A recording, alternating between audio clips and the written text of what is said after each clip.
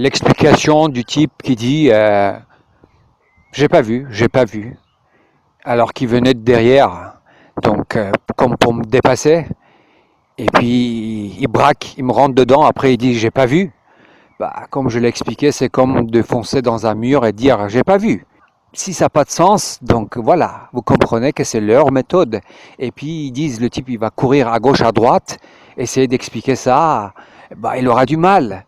C'est juste ça. Et les gens, ils ont d'autres choses à foutre et ils regardent des chats sur Internet. Et puis le type, le temps qu'ils mettent tout ça en place, bah, ils n'arrêtent pas leur harcèlement à gauche, à droite. Et puis il n'aura jamais le temps d'aller expliquer. Voilà, ça c'est leur méthode, c'est leur principe, leur méthode, depuis des siècles.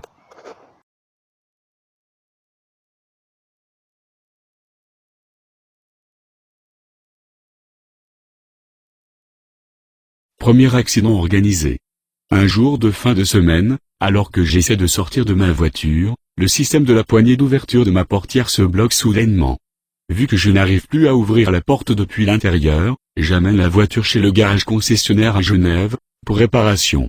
Le technicien démonte la totalité de la paroi de protection intérieure de la portière côté conducteur, et me dit qu'une pièce est cassée. Me dit ne pas l'avoir en stock et qu'il doit la commander. Il téléphone à leur centrale, qui dit pouvoir livrer la pièce, mais seulement dans le courant de la semaine d'après. Puis le technicien me dit qu'il faut que je roule sans paroi d'ici là. Pas la peine de tout remonter pour à nouveau démonter, de plus une pièce permet d'ouvrir la porte sans avoir besoin de baisser la vitre. Pour accéder au poignet de l'extérieur, il laisse alors la portière nue à l'intérieur, le métal à découvert. Arrive le week-end. Et le premier accident organisé. Je sors du parking d'un centre commercial et roule vers l'autoroute. Quelques minutes après, alors que je me trouve sur un tronçon de route hors de la ville, roulant à près de 70 km/h, une voiture arrive depuis l'arrière et se porte à mon côté conducteur, là où il y a uniquement le métal et pas de protection. Puis arrivé au niveau de la portière, juste là où la voie qui est double, passe en une voie, braque violemment et me percute au niveau de cette portière. Et bien évidemment, le choc de la collision à cette vitesse est amplifié par l'absence du paroi de protection retiré quelques jours avant. On s'immobilise sur les côtés.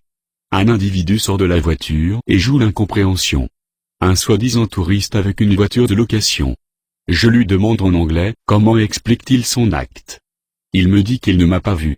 Et joue le sourd-muet, et répète tout le temps une même phrase, qu'il ne m'a pas vu. Mais, il n'y avait que nous deux sur cette route en plein jour, alors qu'il roulait d'abord derrière moi, et qu'il se porte à ma hauteur comme pour me dépasser.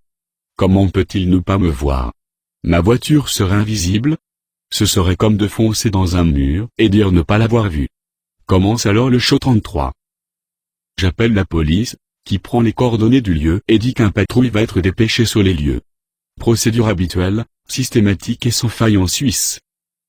Après 30 minutes d'attente, toujours pas de patrouille de police. Je rappelle à nouveau la police, et le plus curieusement du monde, le policier me dit qu'aucun appel n'a été fait et aucun accident n'a été annoncé.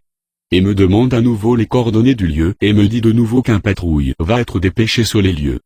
Pour information, sachez qu'en Suisse, tous les appels et conversations à la police sont enregistrés. C'est impensable et impossible de rater une annonce d'accident.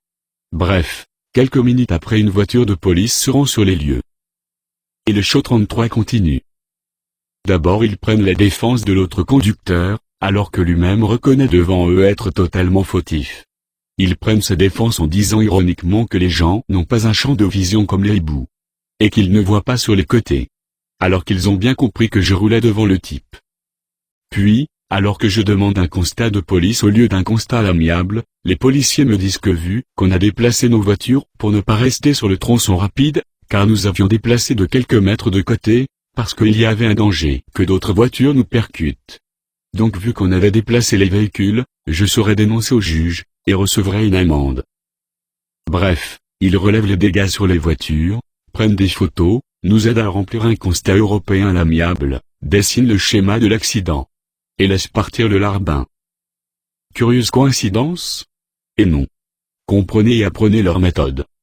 Comme je l'ai écrit, la Suisse est le bastion de la franc-maçonnerie, et ceci depuis des siècles, et il y a une raison pour cela.